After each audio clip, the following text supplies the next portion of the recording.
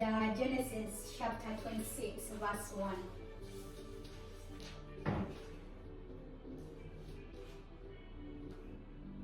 Are you all there? Yeah. So, verse 1 says that there was a famine in the land besides the first famine that was in the days of Abraham. So here the Bible tells us in the days of Abraham there was a famine. But this famine that we are talking about in this particular time, it was more as compared to the previous days of Abraham. And Isaac went to Abimelech, king of Philistines in Galilee.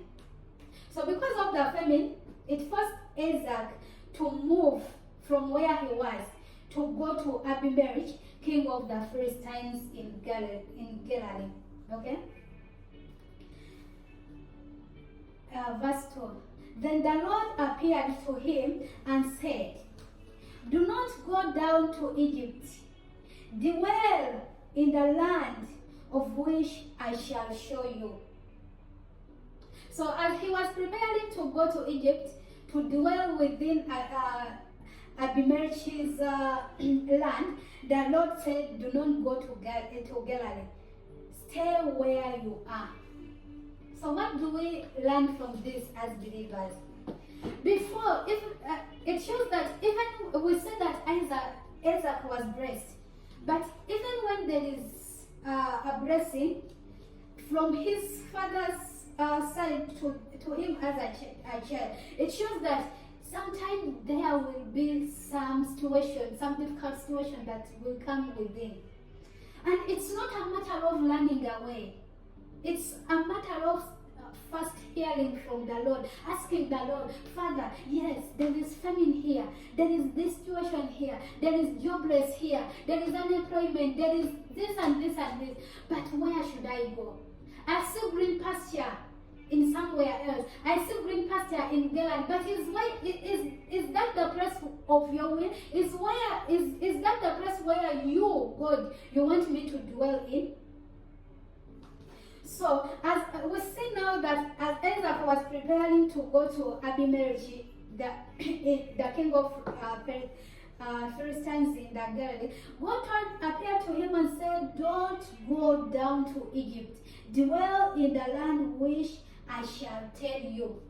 Even in that place where you feel like there is no way to go out, where you feel like you don't have answer to some situation, to some problems, God always have an answer towards that particular problem.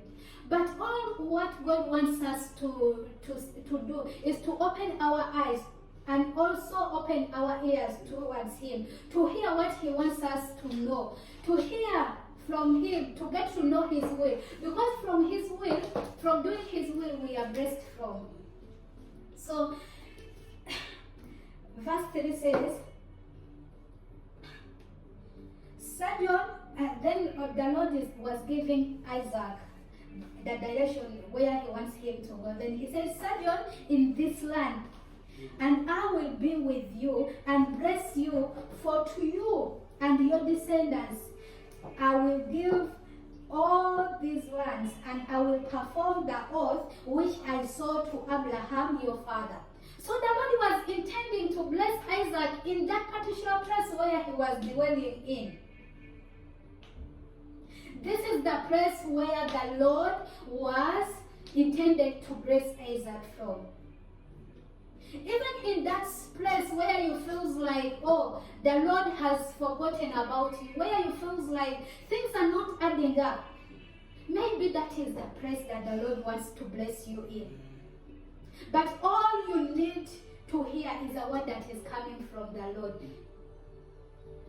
All you need to do is to persevere that family that is in that place for that time.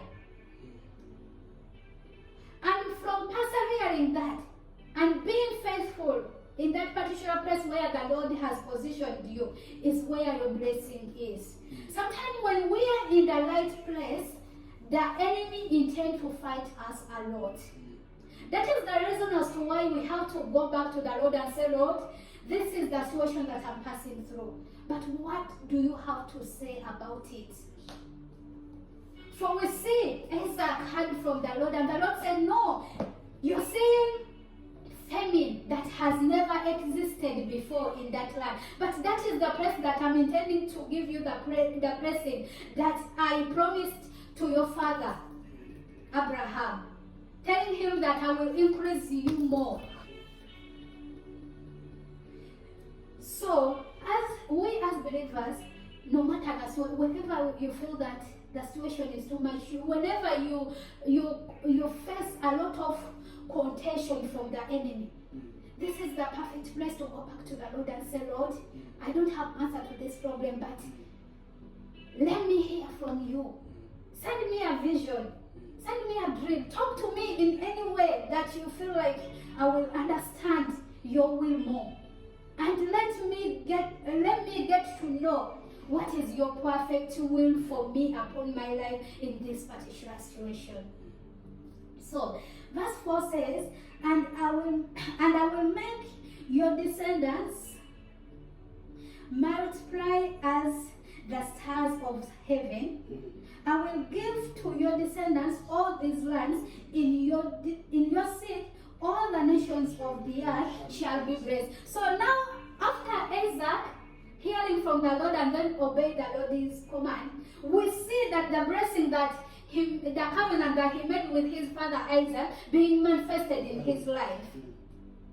So, what I want to tell you today is that it is just a matter of time. That situation you're passing through is just a matter of time. That shame that you're passing through, it is just a matter of time. Any kind of difficulty that you're passing through in life is just a matter of time.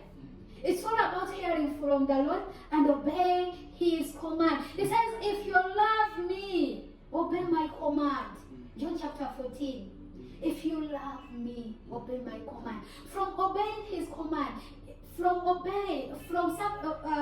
submitting to his will, is where we get our blessing from. It's where we get to see his protection upon our lives. He has not forgotten about you, not forsaken you. But all he wants is to have an intimacy with you, a relationship that is so deep. And say, Lord, I want to hear from you. All we need is to hear from the Lord, what he has to say upon our life. And then align in his will. That is where the blessing is. That is where the true blessing is. Verse 5, it says that, because Abraham obeyed my voice and kept my charge, my commandments, my statutes, and my law. So the Lord was blessing Isaac, giving him all this that we've seen because of his father also. The father had obeyed the Lord's voice as Isaac obeyed it when the Lord told him not to go to Gerar. He obeyed the Lord's command. And then the father also had kept the Lord's charge and his commandments and his statutes and laws. So as I said,